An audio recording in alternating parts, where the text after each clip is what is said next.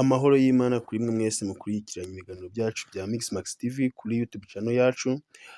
Ya YouTube channel ibagezaho ibintu bitandukanye by'ubwenge, haba muri politike, imyidagaduro ndetse n'imibereho myiza, ikoranabuhanga naryo tutarisize. Akanya rero tugiye kugaruka ku nkuru nziza, inkuru ivuga ko M23 kugeza ubu yatangaje ko ivuye mu mujyi wa Walikale yari imaze iminsi igera muri 3 yigaruriye.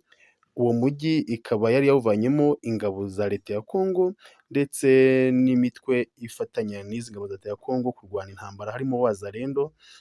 Ukaba rero watagaje ko bidasubirwaho ivuye muri uyu mujyi. Ibi kandi byashimangiwe na leta y'u Rwanda, aho leta y'u Rwanda binyujije kuri Twitter, ubu yabaye X, yatangaje ko yishimiye umwanzuro wa M23 wo kuba yavuye muri uyu mujyi.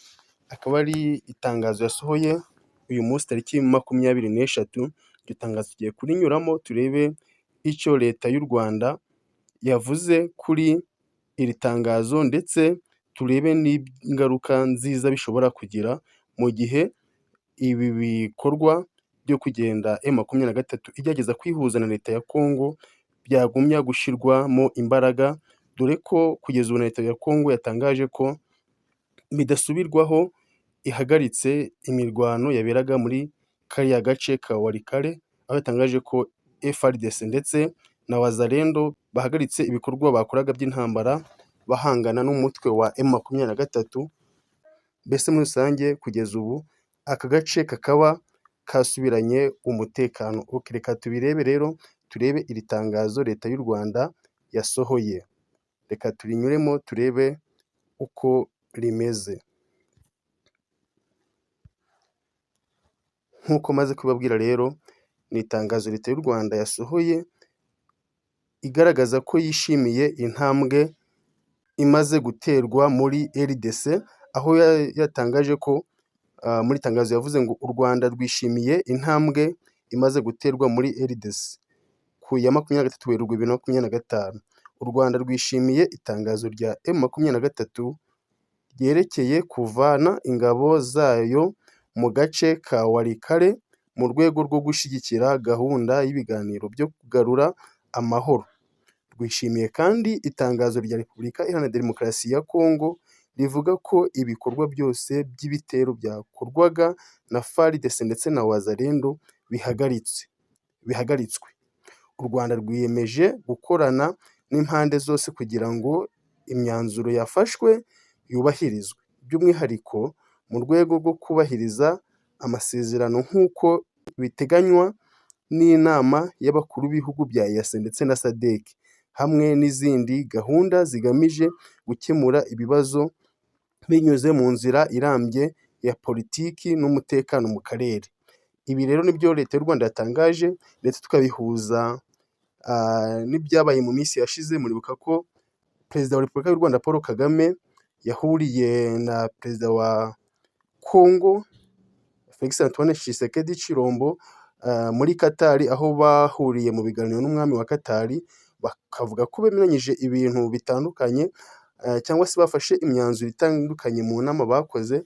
Iyo myanzuro ikaba nta kindi yari igamije, nubwo batadutangarije iyo myanzuro iyo ariyo, ariko bavuze ko iyo myanzuro icyo igamije ari ukugumya gushaka uburyo haboneka umuti w'ibibazo biri mu burasirazuba bwa Kongo, dore ko M23 yari ikomeje kugaragaza ko ifite imbaraga zo kugumya gutsinda ingabo za leta ya Kongo, ndetse ikagenda igarura ibice bitandukanye, ari nabwo hashize amasaha make ikigarurira agace ka Walikale. Ndetse ibi byanashimangiwe nuko M23 nyine ikimara gufata aka gace yaje gutangaza ko ikavuyemo ivanyemo ingabo zabo, ndetse na leta ya Kongo ikagaragaza ko ibitero byose byakorwa n'igisirikare cyayo ndetse na Wazalendo bihagaritswe. Ubu kugeza ubu ako gace kakaba gafite umutekano.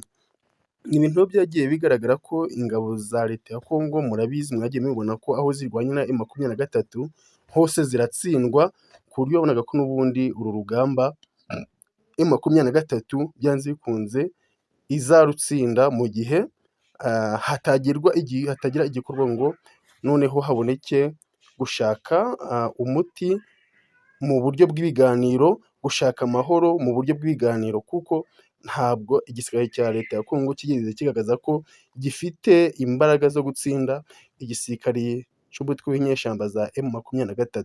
Ibi kandi murabyibuka ko u Rwanda rwagiye rushinjwa cyane gufasha uyu mutwe, ariko u Rwanda rukabihakana rwivuye inyuma.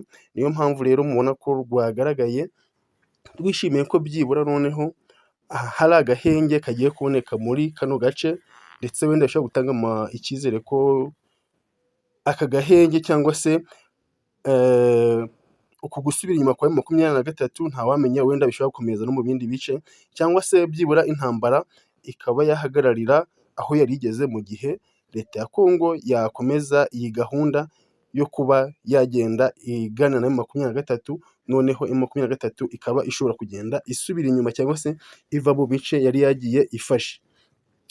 Reka wenda tugarukira aha muri aya makuru, ari makuru agezweho tugenda tuyabagezaho, ariko ntugende udakanze like nimba iyi video wayikunze, kandi nimba ushaka kugira ngo amakuru nkajya ubona ku gihe ndetse n'atandukanye, ntugende udakoze subscribe. Degeza ikibazo muri comment utubwire uko nawe ubona iby'intambara, aho ubona byerekera kuva yatangira. Ese urabona kuko ari nde uzayitsinda? Ese inzira yo gukemura aya makimbirane ni intambara, cyangwa hakenewe ibiganiro hagati ya leta ya Tshisekedi ndetse